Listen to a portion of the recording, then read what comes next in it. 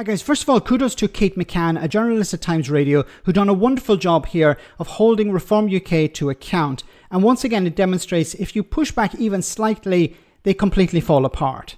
Now, she was interviewing Sarah Pochin, one of the MPs, about comments that Nigel Farage had made about Afghans coming to Britain following the collapse of the administration there and the takeover by the Taliban. Now, Sarah got so frustrated about this interview that she wanted to change direction and talk about something else. Have a listen to this. Former UK leader Nigel Farage has been urged to provide evidence to back up his claim that known sex offenders were allowed to come to Britain under a secret scheme that brought Afghans into the UK. He made the comments after it emerged the government created a secret relocation scheme after a huge data leak that put lives at risk. Well, Sarah Pochin is the Reform MP for Runcorn and Helsby and joins us now. Good morning. Yeah, good morning. Thank you for inviting me on the show. Thanks so much for joining us. Shall we start with the question about the secret Afghan scheme and the fallout from it? Was the government right, do you think, to bring Afghan nationals here, those who helped to serve our country? Do you agree with that in principle? What I agree with, and I've been very clear on my position on this, is that there were 1,000 to 1,500 Afghan special forces, Afghan interpreters that fought alongside and supported our British soldiers. That type of person, that type of refugee absolutely should be given refugee status in this country. And many were evacuated. We all remember that. And I totally agree with that. I've met some of them in Cheshire, in the Cheshire area, and talking to those brave men. They left their lovely homes. Many of them have beautiful homes. They'd show me pictures. They left everything. They sacrificed their lives to help us in that war. And those should absolutely be looked after. Now, what we're talking about here is a totally different situation. We're talking about Afghans that want British visas that were, yes, on a list that had applied for to come to this country. That list was leaked. But there's no way that, I think there's 18,000 something already here, that's the figure we're being given. Up to 24 potentially on the way. Now, there's no way that many deserve refugee status in this country. And that is the great betrayal of yet again. Okay, but a lot of people were not able to get out when the Taliban took over. So a lot of people who worked with the British forces need to leave, but they were not able to leave because the Taliban blocked them from doing so. We saw the images of the planes taking off and people falling off. We saw the images of people queuing to get out of Afghanistan. So not everyone was able to get out. So, and of course, when we're talking about people who worked for the Afghan government at the time, they also have families. And those families are at risk as well. Those families are not going to be ignored by the Taliban. Again, of the British people. It's been undercover, it's been covered up. This has only come out now because the judge has lifted the super injunction. Yes. And the politicians are all flailing around, trying to blame each other. Do you know what? The British public doesn't care whether it was Jenrick or Braverman or Ben Wallace or what. They're just fed up that suddenly £7 billion has been found so far, and yet winter fuel allowance is taken away, disability benefits are taken away. Let's talk about something else. I don't want to talk about these people, and especially don't want to talk about Nigel Farage claiming that many of these people are rapists. Let's talk about winter fuel. Let's talk about politicians blaming each other. Let's deal with some of those numbers, because some of the numbers have been quite confusing, I think it's fair to say. Yes. When we talk about this specific scheme, so we're talking about just this relocation scheme that came about as a result of the data leak. The Defence Secretary John Healey said yesterday that around 7,000 people, and that's including family members. So I think he said there's around 1,000 principals, he called them, and then related family members who will come over to this country as a result of the leak. The other number that you're talking about, the 18,000, those are the people that the government looked through the records and decided they did have a right to come over to the UK. That's before this leak. The £7 billion relates to the total amount of money spent in theory on the scheme. Now, as a result of this, the leak and the secret scheme, Nigel Farage posted yesterday saying that some sex offenders had been brought into the country as a result of that scheme. Where is the evidence for that? So this is where we get to the point where Reform UK MP presents us with evidence to back up Nigel Farage's claim that some of these people are sex offenders. Now, of course, this begs the question, why didn't Nigel Farage report these people to the police?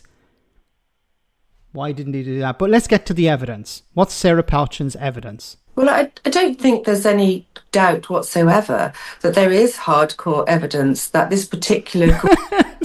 You just have to believe that there is evidence. I can't actually present you evidence. You just have to believe that Nigel Farage is being honest.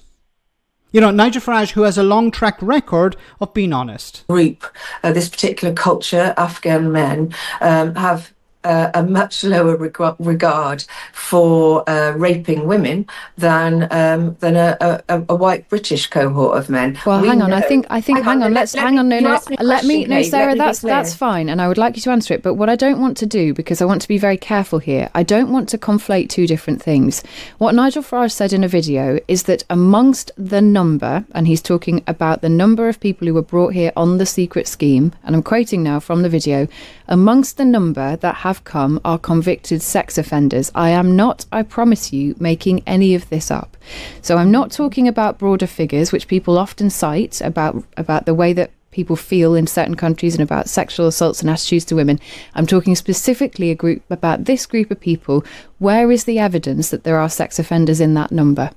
Well, the article published by the Daily Mail on the 15th clearly made that statement. John Healey himself has admitted, has made admissions to this effect. No, he hasn't. Yes. We asked the Defence Secretary yesterday on the programme. He said no. He said there were no people with known sexual convictions that were admitted as part of this scheme. The Times has done the same research, found that one person on that list did have some previous concerns. They were not allowed to come to this country. What John Healey said yesterday was that he couldn't account for people's behaviour after they arrive here. This is what I'm talking about when I talk about quality journalism. Having the information in front of you and grilling the politician with that information. See, if this was GB News or Talk TV, Sarah Pochin would be just allowed to spew her rubbish and not be challenged. So you've made a case for people being, as sex offenders, being part of this cohort of people coming in. What evidence do you have? Well, people feel that they're bad people coming from Afghanistan, and you know the way they treat women in Afghanistan probably means no. People are not guilty until proven innocent. They're innocent until proven guilty. Nigel Farage is basically passing judgment on individuals without any evidence. And you're backing this up. And you're backing it up with lies, claiming that the Defence Secretary supports this position. No, he doesn't. Absolute charlatans these people are. So, well, clearly, Kate, we disagree on this, because the fact is that in the view that I would take, the position that I would take, is that I've read reports that say that people on this list, of those 18,000 people that we are... What reports?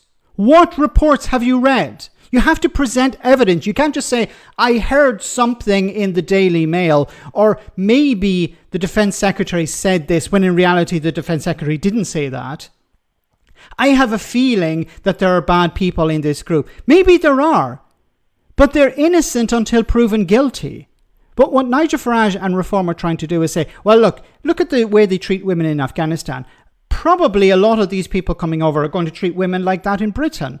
But you don't have any evidence to back up that claim about these individuals. We're talking about individuals here. And once again, remember the context. These are people who worked for the British forces in Afghanistan, put their lives on the line, put the lives of their families on the line as well.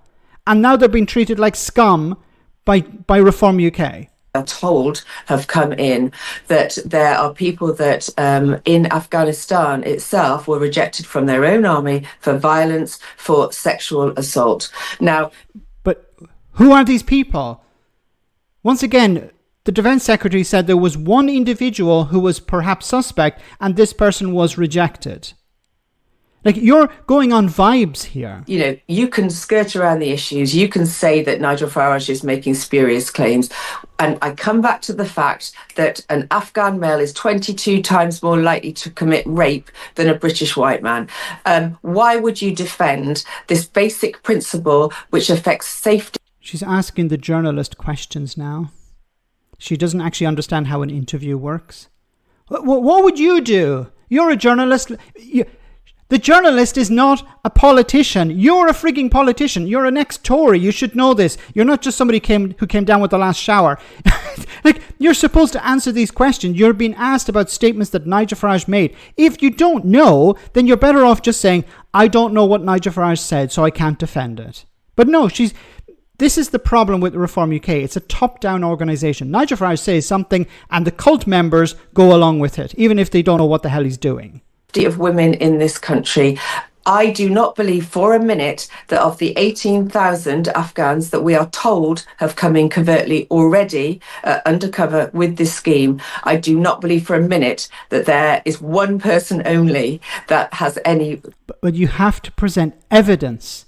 You can't adjudicate on these. You can't convict all these people or any of them unless they've had their day in court, unless they've actually been vetted. But you're not even anywhere near that. Criminal record of violence 18,000 or sexual assault. 18,000 people haven't come here covertly. 18,000 people were admitted here as part of the Arab scheme. She doesn't even know the difference between the two schemes. Like, did she actually do any research before she agreed to do this interview? She just thinks they're all one group. No, they're not. They're two separate groups. My God, Reform really are sending their best, aren't they? Up to 7,000 people have come here as part of a secret scheme. Those people are the people that Nigel Farage was talking about in the video. And I'm not seeking to move away from any kind of conversation about the reputation, about any kind of risk to women, and nor was John Healey when we asked him yesterday. What I'm seeking to do is make sure that we're very careful in this conversation, because conflating two things that don't relate and making very, claims about a group of people saying there are sex offenders without the evidence to back it up has a detrimental effect on this conversation and on wider society. And I think actually we're making a similar point, which is that people need to understand what's happening. And I'm asking you, do you understand? Does Nigel Farage have the evidence? No. You don't ask Sarah Pochin the question, do you understand? Sorry, you're a great journalist, but you must remember you don't ask Sarah Pochin, do you understand? To back up what he says is happening.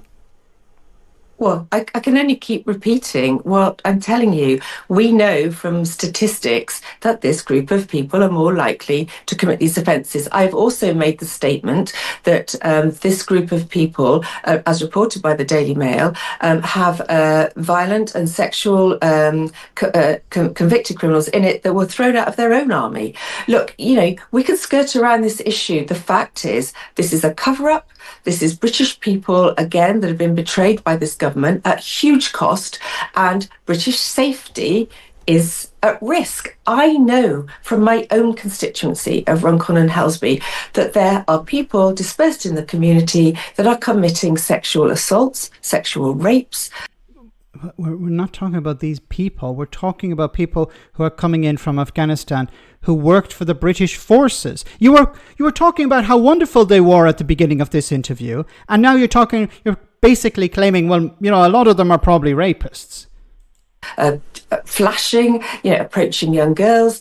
Look, how much more do you think the British people can take of this type of, this type of cohort coming in and putting our culture at risk and our safety at risk, and costing the British taxpayer, £7 billion in this case. But again, the British people are fed up with a claim of 7 billion here or 10 billion here or, whatever.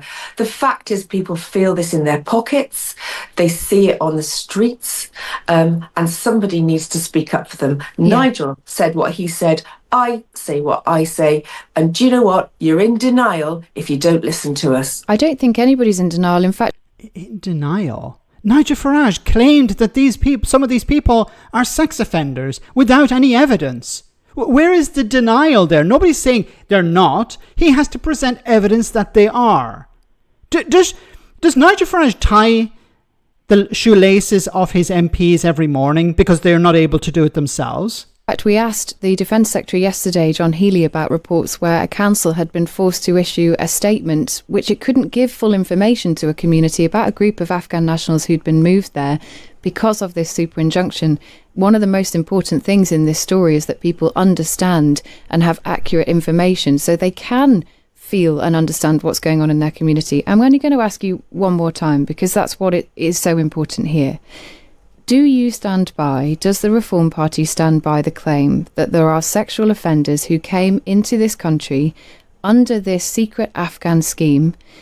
And do you have the evidence for that? And if you do, have you reported it to the police as the Defence Secretary suggested you should? Well said. If you have evidence, if Nigel Farage has evidence that there are individuals who have committed crimes and they're in Britain or they're on the way to Britain, has Nigel Farage presented this evidence to the police? Has Sarah Pochin presented this evidence to the police? Because if you haven't, then it asks the question, why not? Is it because there is no evidence, or is it because you're protecting these individuals? I don't know. Maybe there's a third option. Look, I can't go into that detail. I don't know about individual cases. I've made my position very clear, Kate. I'm not going to waste time on this interview repeating what I've said. I've made the position clear. Ask me another question. Ask me another question. I don't know what the heck I'm talking about. I don't know how I'm supposed to defend this position. I'm just going to smile and act like an idiot and go and just regurgitate the talking points that Reform UK HQ Nigel Farage basically handed to me, which is, whatever Nigel says is right. I don't know what he said, but it's right, and I'm here just to defend. Once again, how do these people function in a normal society? She's trying to push the idea, and Farage, of course, Farage is clever. He knows he can get away with these things because the media don't really challenge him. I've yet to hear Nigel Farage challenged. His deputies have been challenged. I've yet to hear Nigel Farage challenged on this. Maybe he will be by somebody. But he's making a claim that there are people who have committed crimes, very serious crimes, as part of a group of people coming from Afghanistan or who have come from Afghanistan. And he's saying that these people have not been arrested and he hasn't handed over this evidence to the police. Why not? As a citizen, he has a responsibility to do so. As a citizen, Sarah Pochin has a responsibility to do so and not just smile like an idiot on TV. Let me know in the comment section, guys, what you think, and I'll see you in the next video.